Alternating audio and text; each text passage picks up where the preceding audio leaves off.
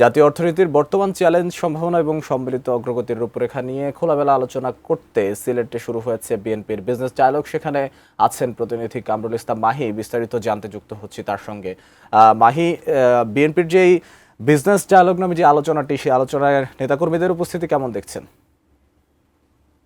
মাহমুদ, আসলে যে সিলেটের যে বিএনপির যে বিজনেস ডায়ালগ অনুষ্ঠিত হচ্ছে সেটি আসলে এখনই শুরু হয়নি, প্রস্তুতি চলছে, কিছুক্ষণের মতো হয়তো শুরু হবে। এবং এই যে বিজনেস ডায়ালগটি চলছে সেই বিজনেস ডায়ালগে আসলে জাতীয় অর্থনীতির সম্ভাব্য সহ নানা বিষয়ে আসলে আলোচনা হবে। আমরা এই মুহূর্তে একটু বিএনপির চেয়ারপারসনের উপদেষ্টা খন্দকার আব্দুল মুক্তাদির একটু ওনার সঙ্গে কথা বলবো। আসলে এই যে বিজনেস ডায়ালগ আসলে কি কি বিষয় আলোচিত হতে পারে?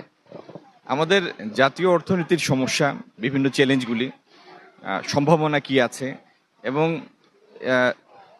এই একই আলোকে সিলেটের কি কি সমস্যা আছে, সম্ভাবনা আছে, এগুলি নিয়ে সিলেট শুধু জেলা নয়, পুরো সিলেট বিভাগের বিভিন্ন চেম্বার এবং অ্যাসোসিয়েশনের নেতৃবৃন্দের বক্তব্য আজকে আমরা শুনব এবং তাদের কাছে আমরা বিএনপির পার্সপেক্টিভটা উপস্থাপন করব এবং সম্মিলিতভাবে আগামী দিনে দেশের অর্থনৈতিক উত্তরণ, সিলেটের বিনিয়োগ, দেশ এবং সিলেটের জন্য নতুন করে বিনিয়োগ আনা, কর্মসংস্থানের সুযোগ সৃষ্টি করা, এগুলির উপরই আজকের আলোচনা অনুষ্ঠিত হবে।